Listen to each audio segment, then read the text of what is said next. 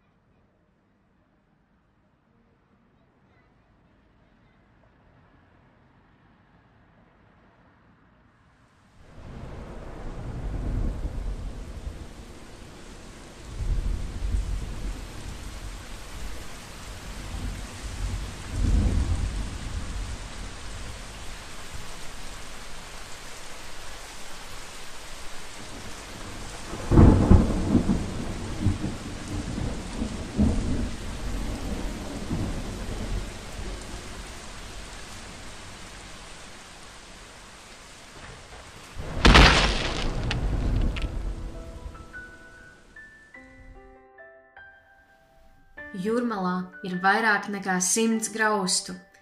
Tās ir neglītas rētas mūsu pilsētas sejā un patiesas drauds jūrmalnieku veselībai un dzīvībai.